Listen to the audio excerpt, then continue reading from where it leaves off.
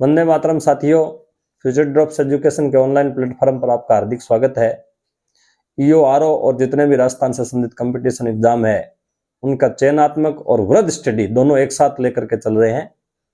इसी के मद्देनजर अपन राजस्थान की प्राकृतिक वनस्पति के बारे में अध्ययन कर रहे थे और राजस्थान की प्राकृतिक वनस्पति के कई विभाग किए थे, जिसके अंतर्गत हमने सबसे पहले वन नीतियों को पढ़ा, दूसरे नंबर पर अपन ने वन गणना को पढ़ा, ISFR के बारे में पढ़ा और तीसरे नंबर पर अब अपन पढ़ेंगे वनों का वर्गीकरण। प्राकृतिक वनस्पति का ही भाग है प्राकृतिक वनस्पति।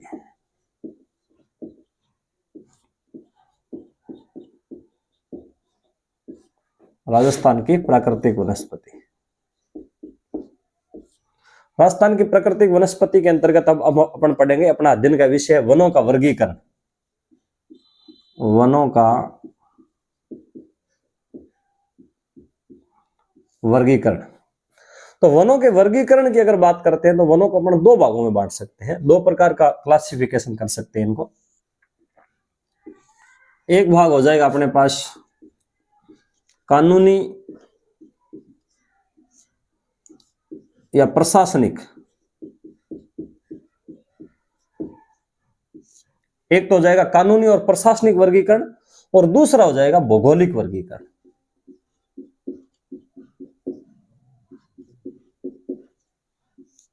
भौगोलिक वर्गीकरण यानी कौन से क्षेत्र के ऊपर कौन सा वन आते हैं, ये हो जाएगा भौगोलिक वर्गीकरण के अंतर्गत।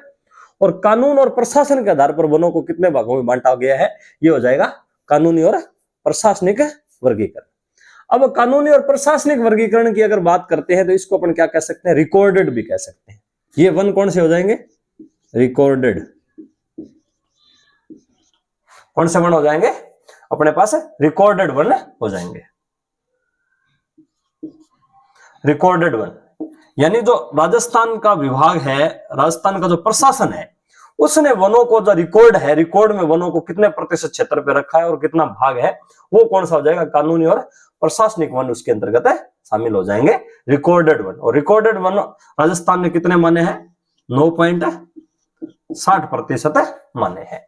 जो देहरादून की रिपोर्ट है वो अलग है और राजस्थान जो सरकार कितना मानती है अपने रिकॉर्ड के अनुसार, वो ये माना जाता है कि 9.60% पर वन है, जिसमें 32,864 क्षेत्रफल कितना है, 32,864.62 किलोमीटर स्क्वायर। तो ये जो रिकॉर्डेड राजस्थान का जो विभाग है, प्रशासन है, वो अपने रिकॉर्ड में वन कितने मानता है, 9.60% मानता है और 32,864.62 किलोमीटर स्क्वायर है इसमें क्षेत्रफल मानता है। ये अपने को ध्यान में रखना है। अब कानूनी और प्रशासनिक के अंतर्गत रिकॉर्डेड वनों की ही गणना होगी और इसको 3 भागों में बांटा जा सकता है। ये रिकॉर्डेड वन है, इनको कितने भागों में बांटा जा सकता है, 3 भागों में। ये अपने को ध्यान में रखना है कि इसको कितने भागों में बांट सकते हैं अपन, 3 भागों के अंतर्गत बांट सकते हैं। एक हो जाएगा आरक्षित।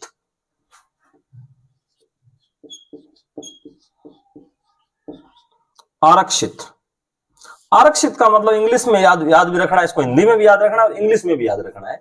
आरक्षित का मतलब हो गया रिजर्व्ड, यानी रिजर्व कितने हैं, जो रिजर्व वन क्षेत्र है वो कितना है, ये अपन बात करते हैं। रिजर्व्ड क्षेत्र है वो कितना है, ये अपने को ध्यान में रखना है। यानी रिजर्व यानी वनों का वो भाग जो अपना राज्य है, प्रशासन ने रिजर्व कर रखा है, यानी कि उसके ऊपर किसी प्रकार का लकड़ी काटना, पशु काटना, पशु और राकेट सब चीज उसके अंतर्गत निषेध है, वो रिजर्व है, उसको अपन हिलाएंगे नहीं। तो वो कौन सा हो जाएगा, आरक्षित क्षेत्र हो जाएगा। और ये आरक्षित क्षेत्र जो कुल वन है 9.60%, इसको अपन 100% मानते हैं। तो ये जो रिकॉर्डेड वन है उसका कितना प्रतिशत है, ये 37.5% है। कितना प्रतिशत भाग आता है, 37.5%। यहां से क्वेश्चन आते हैं और इसको अपने को याद रखना है। जो क्षेत्रफल आता है 12,176, कितना आता है, 12,176 क्षेत्रफल हो जाएगा 12,176.24 किलोमीटर स्क्वायर, 76.24 किलोमीटर स्क्वायर, ये इसके अंतर्गत क्षेत्र हो जाएगा। यानी आरक्षित जो रिजर्व्ड वन है वो कितने हैं, आरक्षित जो वन है इसकी 3 कैटेगरी है। पहला है आरक्षित, और आरक्षित के अंतर्गत 37.5% वन क्षेत्र आता है। टोटल 9.60% का कितना 37.5% इसके अंतर्गत आता है। ये अपने को ध्यान में रखना है। 12,176 ये वाला आंकड़ा नहीं पूछा जाता है, परंतु ये थोड़ा सा याददाश्त के लिए ध्यान रखना, ये इंपॉर्टेंट है।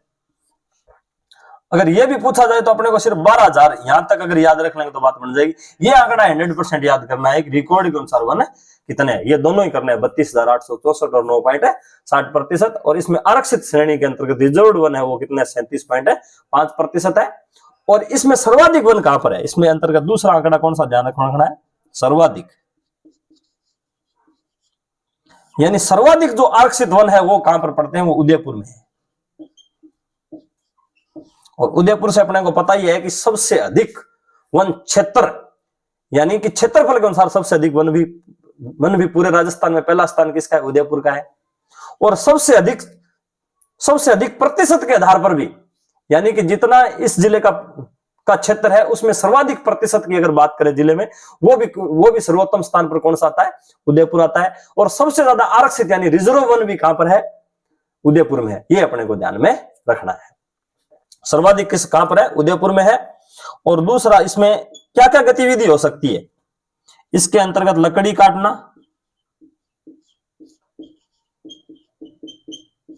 पशुचारण और आखेट, पशुओं का शिकार, आखेट, ये सब निषेध है। यानी इन वनों के अंतर्गत ना तो अपन लकड़ी काट सकते हैं, ना पशुचारण कर सकते हैं, ना आखेट कर सकते हैं। इन वनों के अंतर्गत एक प्रकार से प्रवेश ही अपने आप में निषेध है। ये अपने को ध्यान में रखना है। आरक्षित वन के अंतर्गत क्या माना जाता है, लकड़ी काटना, पशुचारण और आखेट है, तीनों चीजों का निषेध है। तो ये कानूनी और प्रशासनिक वन है वो 9.60% पर है। 32,864.62 किलोमीटर स्क्वायर पर ये फैले हुए हैं। इनको 3 भागों में बांटा जा सकता है। और पहला है आरक्षित यानी रिजर्व के अंतर्गत 37.5% आता है और 12,176 इसका क्षेत्रफल है। सर्वाधिक कहां पर है, उदयपुर में है। और उदयपुर में ही सर्वाधिक क्षेत्रफल पर है, उदयपुर में ही सर्वाधिक जो है प्रतिशत पर है। और जो रिजर्व वन है वो भी सर्वाधिक कहां पर है, उदयपुर में है। ये अपने को ध्यान में रखना है। दूसरा इसमें आता है रक्षित या संरक्षित। इसकी 3 कैटेगरी है, रक्षित और संरक्षित। और तीसरा इसके अंतर्गत आता है अवर्गीकृत।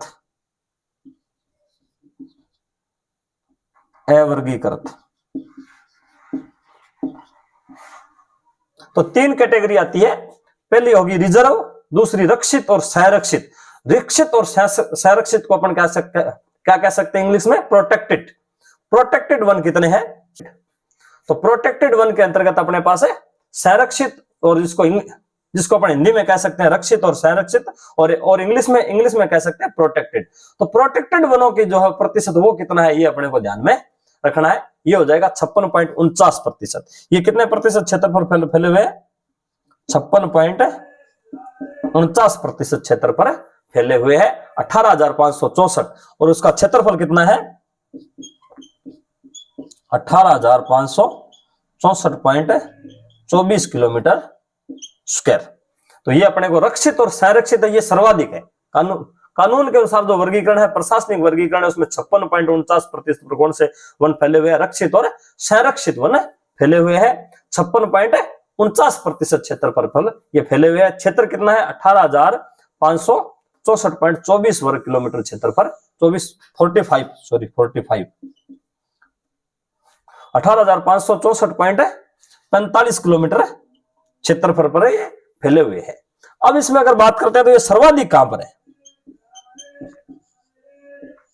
सर्वाधिक है ये 12 में पड़ते हैं। यानी रक्षित और संरक्षित वन है वो सर्वाधिक कौन से जिले के अंतर्गत है, 12 जिले के अंतर्गत आते हैं। और इसमें क्या क्या गतिविधि हो सकती है, लकड़ी काटना,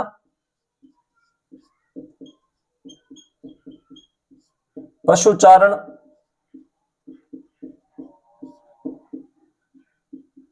और आखेट। इन तीनों के बारे में सीमित छूट है। सीमित छूट का मतलब हुआ कि लकड़ी काटना, पशुचारण और आखेट के बारे में अनुमति लेनी पड़ती है। कुछ मामले में छूट है और कुछ मामले में छूट नहीं है। तो इसके अंतर्गत संरक्षित और संरक्षित, जिसको अपन कह सकते हैं प्रोटेक्टेड, इसके अंतर्गत 56.49% क्षेत्रफल आता है, जो कुल वन है उनका 9.60% का, और 18,564.45 वर्ग किलोमीटर क्षेत्रफल पर ये फैले हुए हैं। सर्वाधिक है वो 12 जिले के अंतर्गत पड़ते हैं। लकड़ी काटना, पशु चारण और आखेट के ऊपर सीमित छूट है, ये अपने को ध्यान में रखना है। अवर्गीकृत अनक्लासिफाइड,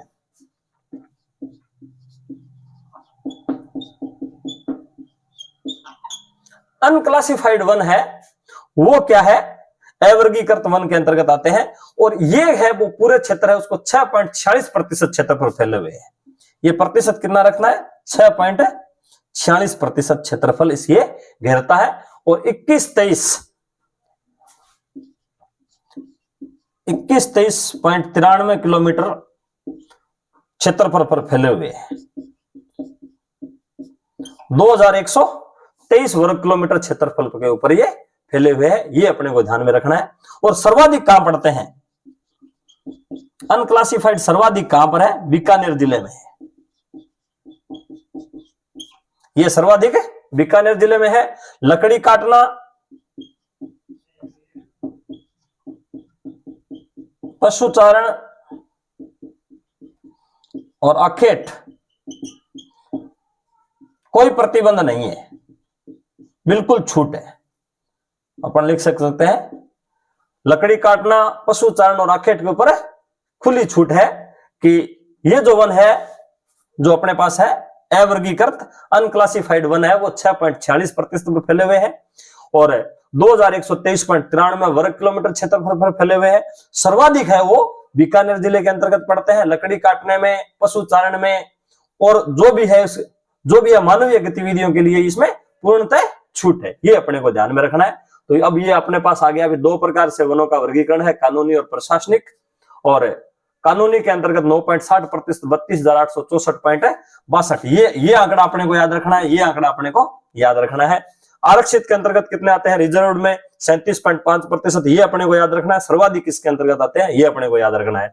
संरक्षित और रक्षित के अंतर्गत 56.49% आते हैं सबसे अधिक, और सर्वाधिक कहां पड़ते हैं, 12 में पड़ते हैं, ये अपने को याद रखना है। और अवर्गीकृत 6.46% आते हैं, और सर्वाधिक कहां पर है, बीकानेर में, ये अपने को ध्यान में रखना है। और क्या क्या गतिविधि हो सकती है इसके अंतर्गत, पूर्णतः प्रतिबंध है, रिजर्व के अंतर्गत, प्रोटेक्टेड के अंतर्गत सीमित छूट है, और अवर्गीकृत अनक्लासिफाइड के अंतर्गत पूर्णतः छूट है, ये अपने को ध्यान में रखना है। तो दो प्रकार का वर्गीकरण है, कानूनी और प्रशासनिक वर्गीकरण और भौगोलिक वर्गीकरण। अब आगे अपन बात करते हैं भौगोलिक वर्गीकरण की।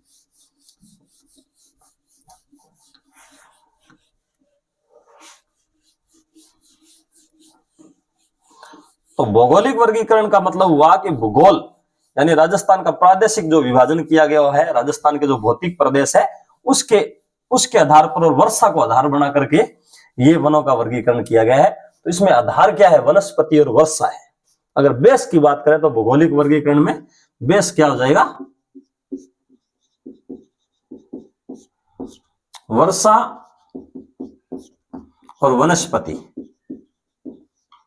वर्षा और वनस्पति के आधार पर भौगोलिक वर्गीकरण किया हुआ है। तो ये अपने को एक थोड़ा ध्यान में रखना है कि कौन सी जो राजस्थान का जो नक्शा है इसके अंतर्गत है कौन सी जो समवर्षा रेखा है, जैसे यहां पर 10 है, 20, 30, 40, ये अरावली की इस साइड 50, और अरावली के ऊपर 60, और अरावली की इस ढाल पर 70, ये 80, ये 90, और यहाँ 100, 110 ये वाली, और यहां पर 150। ये राजस्थान की समवर्षा रेखा है। इस समवर्षा रेखा के आधार पर क्या बनाया गया है, भौगोलिक वर्गीकरण वनों का किया गया है, वो 5 प्रकार से किया गया है, ये अपने को ध्यान में रखना है।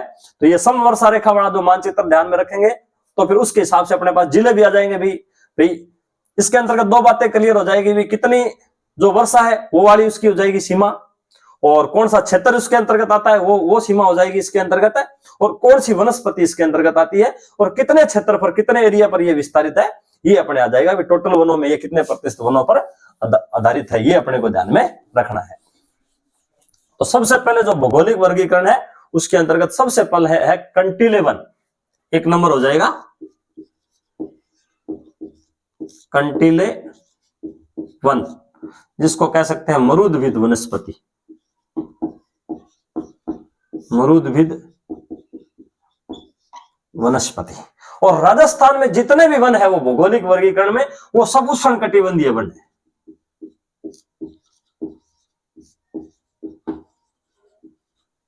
उष्णकटिबंधीय वन है, उष्णकटिबंधीय वन। यानी राजस्थान है वो, अगर ताप कटिबंध के आधार पर देखें तो राजस्थान का वो संपूर्ण हिस्सा है वो भाग आता है उपोष्ण कटिबंध में। परंतु जो राजस्थान की जलवायु है वो क्या है कि ये क्षेत्र है पूरा का पूरा राजस्थान क्या है कि अपने आप में मरुस्थलीय क्षेत्र है। और इसकी जो जलवायु है वो क्या है कि राजस्थान की जलवायु है वो अपने पास उष्णकटिबंधीय है सही दृष्टि से देखे तो। और इसलिए राजस्थान में जितने भी वन है वो सब के सब कौन से उष्णकटिबंधीय वन है। जैसे ये वाले है कंटीले वन, तो फिर अपन इनको कह सकते हैं उष्णकटिबंधीय कंटीले वन। तो इसके अंतर्गत अपने को 2-3 बातें ध्यान में रखनी है, अभी कौन कौन से फैक्ट इसके अंतर्गत है इंपॉर्टेंट है। तो ये जो कंटीले वन है ये सीमा रेखा क्या है इसकी, तो सबसे पहले इसका आधार है वर्षा। तो 0 से लेकर के 30 सेमी वर्षा रेखा, यानी 0 से लेकर 30 सेंटीमीटर तक जहां पर वर्षा होती है वहां पर कौन से वन है, कंटीले वन है, यानी कि मरुदभिद वनस्पति है। ये अपने को ध्यान में रखना है। और कुल वनों का कितना प्रतिशत क्षेत्र घेरते हैं ये, 76%। यानी जो कुल राजस्थान के अंतर्गत वन है वो 6% क्षेत्र कौन से वन पर आते हैं, कंटीले वन आते हैं। 6% पर कौन सा क्षेत्र आता है, कंटीले वन आते हैं। ये अपने को ध्यान में रखना है। 2 फैक्ट तो ये ध्यान रखना है भी, कंटीले वन और ये हो गया सबसे पहले अपने पास उष्ण, इसको अपन 5 भागों में बांट सकते हैं। सबसे पहले है कंटीले वन और मरुदभिद वनस्पति। इसके अंतर्गत वर्षा कितने हैं, 0 से लेकर के 30 सेंटीमीटर तक। क्षेत्र कितना आता है, जो अपने पास कुल वन है उसके 6% क्षेत्रफल पर ये वन फैले हुए हैं। ये अपने को ध्यान में रखना है। और विस्तार कहां पर है इनका, इन वनों का विस्तार कहां पर है, विस्तार के अंतर्गत अपने पास जोधपुर संभाग हो जाएगा। जोधपुर में जैसलमेर, बाड़मेर, जालोर और शेखावटी वाला पूरा क्षेत्र आ जाएगा। शेखावटी में चूरू, झुंझुनू और सीकर, और उसके बाद में नागौर जिला आ जाएगा।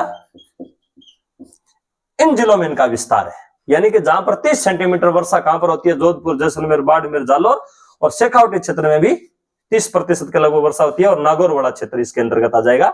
ये है, यहां पर कौन से वन पाए जाते हैं, कंटीले वन पाए जाते हैं। ये अपने को ध्यान में रखना है। अब यहां पर वनस्पति या वृक्ष कौन से हो जाएंगे, वनस्पति और वृक्ष। तो यहां पर कौन कौन सी वनस्पति पाई जाती है, ये अपने को ध्यान में रखना है कि नागफनी, यहां पर कौन कौन सी वनस्पति पाई जाती है, नागफनी, एलोवेरा, नागफनी पाई जाती है, एलोवेरा पाई जाती है। और यहां पर अपने पास कंटीली झाड़ियां पाई जाती है, छोटी छोटी कंटीली झाड़ियां।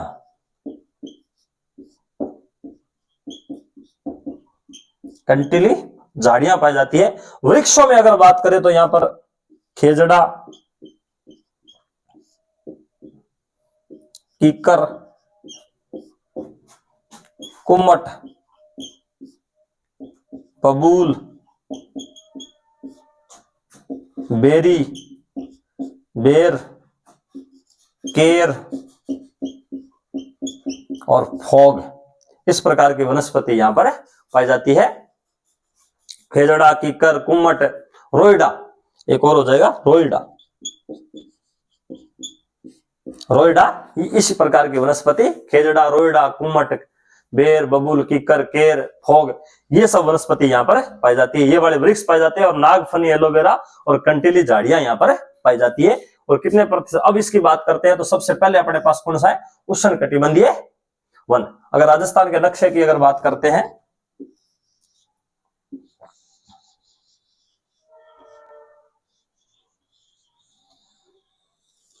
राजस्थान के नक्शे के अंतर्गत अगर बात करते हैं तो ये वाला जो क्षेत्र है, ये वाला, इसके अंतर्गत एक बीकानेर और शामिल कर लेना। बीकानेर, बीकानेर यानी 30 सेमी वर्षा रेखा से इधर वाला जो क्षेत्र है ये सारा का सारा किसके अंतर्गत आ जाएगा, कंटिलेवन और मरुद्भिद वनस्पति के अंतर्गत सम्मिलित हो जाएगा। यहाँ पर वर्षा कितनी होती है, 0 से लेकर के 30 सेंटीमीटर तक होती है, और कुछ वाला ये वाला भाग भी इसके अंतर्गत शामिल हो जाएगा। और विस्तार कहां पर है, जोधपुर, जैसलमेर, बाड़मेर, जालोर, बीकानेर, शेखावटी, नागौर। और वनस्पति कौन कौन सी पाई जाती है, नागफनी, एलोवेरा, कंटीली झाड़ियां, खेजड़ा, कीकर, कुमट, बबूल, बेर, केर, फोग और रोइड आदि प्रकार की वनस्पति यहाँ पर पाई जाती है। ये अपने को ध्यान में रखना है। अब 2 नंबर पर अपने पास कौन से वन हो जाएंगे, आगे ये कंटीलो वनों का अगर महत्व की बात करें तो इनका महत्व क्या होता है, ये मरुस्थल विस्तार को रोकते हैं। मरुस्थल विस्तार को रोकना, यानी ये वन है, वन की जो जड़ें हैं वो मिट्टी को बांध कर रखती है, जिससे क्या है कि रेत है वो उसका कटाव कम होता है और उसका प्रदन कम होता है। तो ये इसका महत्व क्या है कंटीले वनों का, कि ये मरुस्थल के विस्तार को रोकते हैं, ये इसका बेनिफिट है। आगे और बात करते हैं दूसरे वन कौन से हैं भौगोलिक वर्गीकरण के अंतर्गत। तो 2 नंबर पे अपने पास हो जाएंगे धोकड़ा वन। ये सबसे अधिक क्षेत्र पर फैले हुए हैं, धोंक वन या धोकड़ा वन। अपने पास कौन से हो जाएंगे, धोंक वन या धोकड़ा वन। सेकंड नंबर पे 5 भाग है इसके, धोंक वन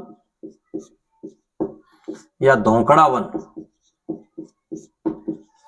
इसको अपन कह सकते हैं उष्ण कटिबंधीय धोंक या धोकड़ा वन भी इसको अपन कह सकते हैं। ये अपने को ध्यान में रखना है कि सबसे पहले अपने को सीधे सीधे नाम याद रखना है कि कंटीले वन, सबके आगे अपन लगा सकते हैं उष्ण कटिबंधीय, कंटीले वन, धोकड़ा वन।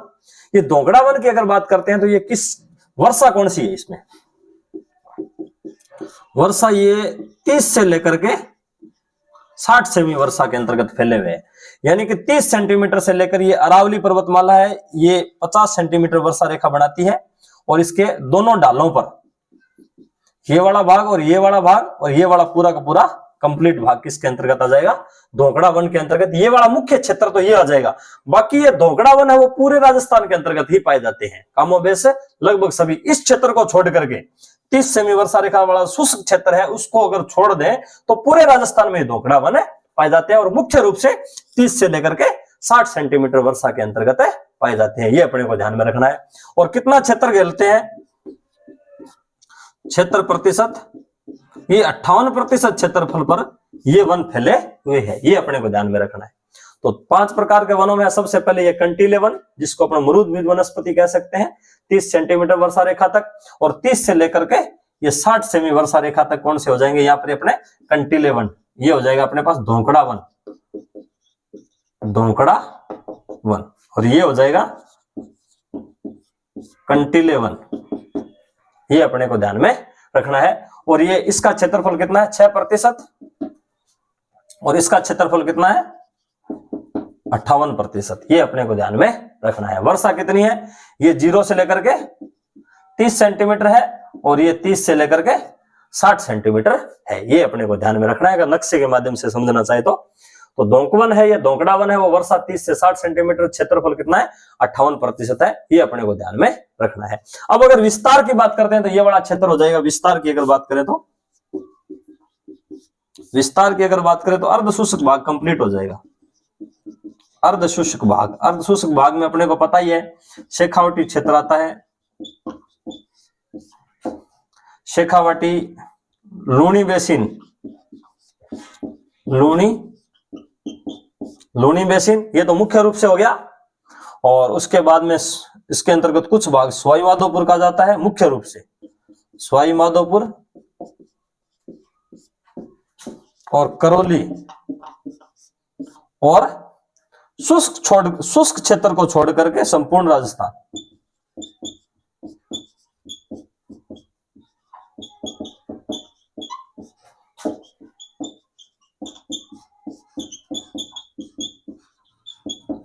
शुष्क क्षेत्र को छोड़ करके संपूर्ण राजस्थान। और ये जो अरावली का ढाल है, अरावली वाले जिले जैसे अलवर, भरतपुर, जयपुर, शेखावटी वाला ये भाग, अजमेर, इसके क्या है कि ढालों पर ये मुख्य रूप से पाए जाते हैं। ये अपने को ध्यान में रखना है। तो लूणी बेसिन और शेखावटी वाला प्रदेश, सवाईमाधोपुर और करौली दो इसमें मुख्य क्षेत्र ये हो जाएगा। उसके बाद में शुष्क क्षेत्र को छोड़ करके लगभग संपूर्ण राजस्थान में इन कौन से वनों का विस्तार है? धोकड़ा वनों का विस्तार है। अब यहाँ पर वृक्ष और वनस्पति कौन सी मिलती है? वृक्ष की बात करें तो धोकड़ा, धोकड़ा, यहां पर मुख्य रूप से धोकड़ा के वन पाए जाते हैं। गुल्लर,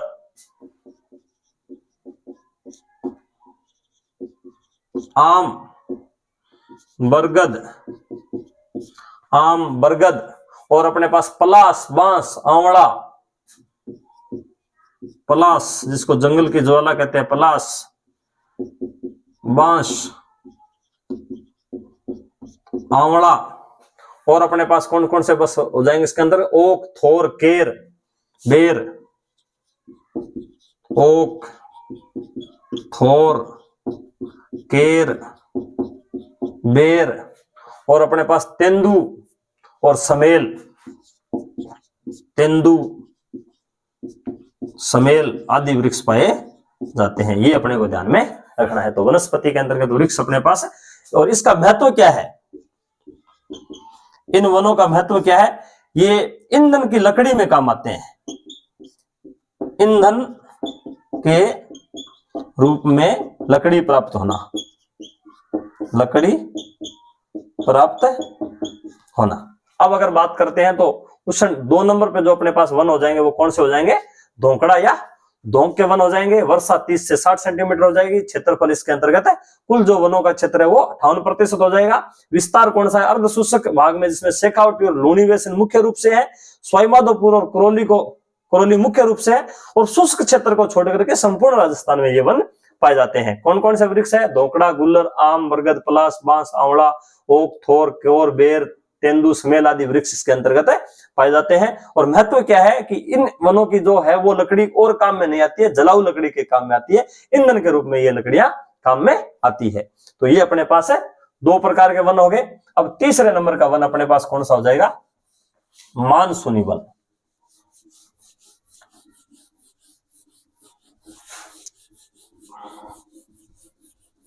तीसरा वन हो जाएगा अपने पास है शुष्क मानसूनी वन। शुष्क मानसूनी वन यानी जो जिसको अपन कह सकते हैं पतझड़ भी कह सकते हैं, पतझड़ी वन, जो क्या है कि अपने पत्तियां गिरा देते हैं, वो इसके अंतर्गत है शामिल हो जाएंगे। तो इसके अंतर्गत वर्षा कितनी हो जाएगी? ये वाला क्षेत्र हो जाएगा इसके अंतर्गत, ये वाला क्षेत्र हो जाएगा। यानी कि 50 से लेकर के 80 सेमी वर्षा रेखा वाला, 50 से लेकर के 80 सेंटीमीटर वर्षा वाला। और इसके अंतर्गत क्षेत्रफल कितना आता है? 28%। कुल जो वन है उसका कितना भाग आता है? 28% आता है। और ये कौन से वन हो जाएंगे? मानसूनी, मानसूनी वन अपन इसको कह सकते हैं। तो पतझड़ी वन, इसके अंतर्गत अपन वर्षा की बात करें तो वर्षा हो जाएगी अपने पास 50 से लेकर के 80 सेंटीमीटर तक। कितने क्षेत्रफल पर भी फैले हुए हैं वनों का कितना प्रतिशत भाग आता है? 28% भाग इसमें, कुल वनों का 28% वन पर भाग पर ये वाले वन फैले हुए हैं। और कौन कौन से जिले इसके अंतर्गत शामिल हो जाएंगे? एक तो ये हो जाएगा, विस्तार की अगर बात करते हैं, अलवर, भरतपुर, धौलपुर, करौली, राजसमंद, उदयपुर, बूंदी, ये वाले जिले इसके अंतर्गत है सम्मिलित हो जाएंगे। सवाईमाधोपुर,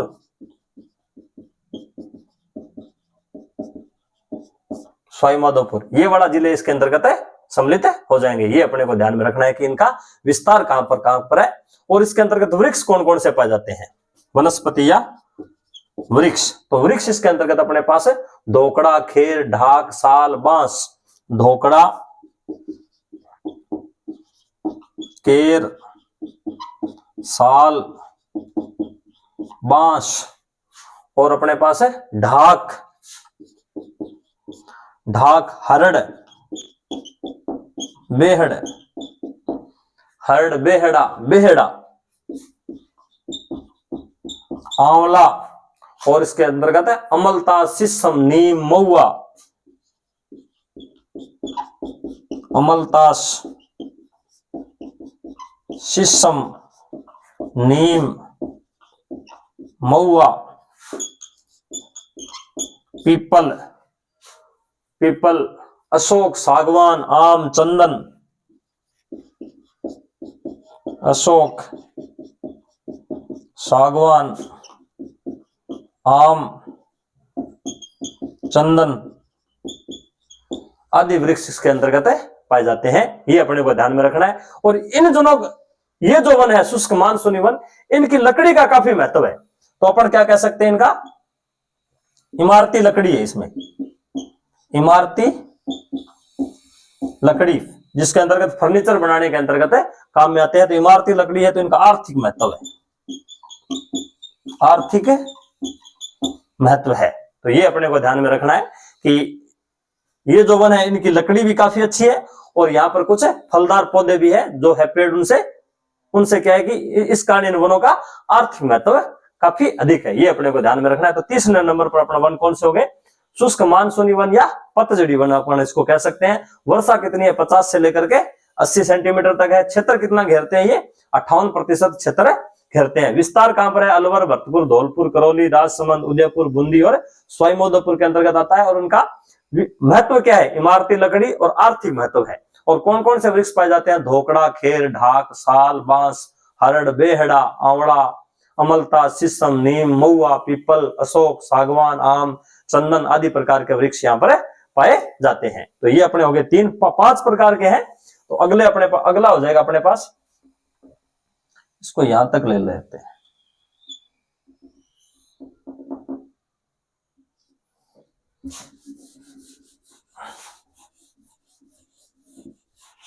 अगले अगर वनों की बात करें तो अपने पास है कौन से वन हो जाएंगे, अपने पास हो जाएंगे सागवान वन। सागवान वन, उष्णकटिबंधीय सागवान वन। अगर सागवान की जो लकड़ी है वो काफी इमारती और औद्योगिक रूप से काम आती है, तो ये सागवान वृक्ष की प्रधानता के कारण ये सागवान वन कहलाते हैं। अगर वर्षा की बात करें तो यहाँ पर वर्षा कितनी हो जाएगी, 75 से 110 सेंटीमीटर, 75 से लेकर के 110 सेंटीमीटर हो जाएगी। और ये कितने क्षेत्रफल फैले हुए हैं, 6.87%, 6.87% क्षेत्रफल पर ये वन फैले हुए हैं। ये अपने को ध्यान में रखना है। और विस्तार यहाँ पर कौन कौन से जिले हो जाएंगे, हाड़ौती वाले 4 जिले हो जाएंगे, कोटा, बूंदी, बारा, झालावाड़ और इसके अंतर्गत डूंगरपुर, बांसवाड़ा और प्रतापगढ़। तो यह इसका विस्तार हो जाएगा। और यहां पर वृक्ष कौन कौन से हैं, गुलूर, आम, तेंदू, बरगद और महुआ वृक्ष कौन से हो जाएंगे, गुल्लर, आम, तेंदू, महुआ, बरगद, इस प्रकार के वृक्ष यहाँ पर सम्मिलित हो जाएंगे। इन वनों का क्या है, औद्योगिक महत्व है। महत्व क्या हो जाएगा, औद्योगिक महत्व। तो ये वाले जो वन है, ये वाला क्षेत्र किसके अंतर्गत आ जाएगा, सागवान वन, सागवान वन। और वर्षा कितनी है, 75 से 110 सेंटीमीटर। और फैले कितने हुए, 4.87%, यानी ओवरऑल इसको अपन 7% कह सकते हैं। और ये वाला जो क्षेत्र है ये हो जाएंगे सदाबहार। थोड़ा सा माउंट आबू वाला क्षेत्र किसके अंतर्गत आ जाएगा, सदाबहार वन, सदाबहार वन। और ये 1% क्षेत्र पर फैले हुए हैं। और यहाँ की वर्षा कितनी है, 150 सेंटीमीटर है। ये अपने को ध्यान में रखना है। तो अब अगर बात करते हैं चौथे, तो सागवान वन कहां पर है, वर्षा कितनी है, 75 से लेकर के 110 सेंटीमीटर है। क्षेत्रफल कितना है, 6.87%। अगर राउंड फिगर में ले तो 7% हो जाएगा। कौन से क्षेत्र पर विस्तारित है, कोटा, बूंदी, बारा, झालावाड़, हड़ौती, डूंगरपुर, बांसवाड़ा और प्रतापगढ़ क्षेत्र पर ये विस्तारित है। वृक्ष कौन कौन से, गुलूर, आम, तेंदू, महुआ, बरगद और एक सागवान, सागवान, ये यहाँ पर। और इन वनों का महत्व क्या है, ये औद्योगिक रूप से ये वृक्ष काफी उपयोगी है और औद्योगिक रूप से इनका महत्व है। आगे 5वें नंबर की बात करते हैं, सदाबहार वन। उष्णकटिबंधीय सदाबहार वन, सबके पीछे सबके आगे अपने ये वाला शब्द अपन जोड़ सकते हैं, उष्णकटिबंधीय सदाबहार वन।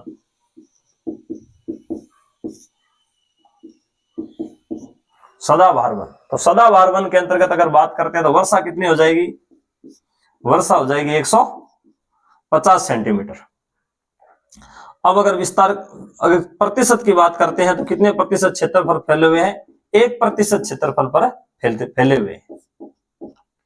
और विस्तार कहां पर इनका, माउंट आबू में, सिर्फ विस्तार माउंट आबू सिरोही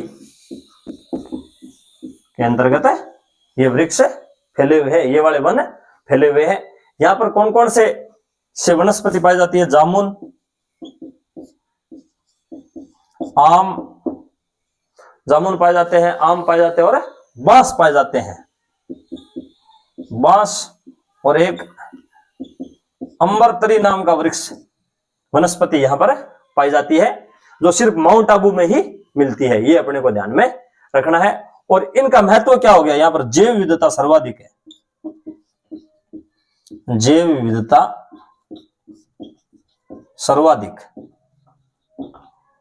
और वनस्पति की जो बायोडाइवर्सिटी है वो भी यहां पर सर्वाधिक है, ये अपने को ध्यान में रखना है। तो 5 प्रकार का, जो 5वां प्रकार का वन है वो सदाबहार वन है। और वर्षा कितनी अपने पास, 150 सेंटीमीटर है। क्षेत्र कितना है, 1% है। विस्तार माउंट आबू सिरोही में है। जामुन, आम, बांस और अम्बरतरी नाम के वृक्ष पाए जाते हैं। जैव विविधता यहाँ पर सर्वाधिक है। तो ये अगर नक्शे के माध्यम से समझना चाहे तो ये 6 से लेकर के 0 से लेकर 30 सेंटीमीटर वर्षा रेखा, 6% क्षेत्रफल पर कौन से वृक्ष फैले हुए हैं, कंटीले वन फैले हुए हैं। 58% पर 30 से लेकर के 60% क्षेत्रफल ढोकड़ा वन फैले हुए हैं। और उसके बाद में मानसून या पतझड़ी वन 50 से लेकर 80 सेंटीमीटर पर 28% क्षेत्रफल पर फैले हुए हैं। और सागवान वन 75 से 110 6.87 या 7% क्षेत्रफल पर फैले हुए हैं। और 150 सेंटीमीटर से ऊपर 1% सदाबहार वन फैले हुए हैं। तो भौगोलिक रूप से वनों का वर्गीकरण अपने कितने भागों में कर सकते हैं, 5 भागों में कर सकते हैं। और इसी के साथ ये वाला जो वनों का वर्गीकरण वाला जो टॉपिक है वो समाप्त होता है। जय हिंद, जय भारत।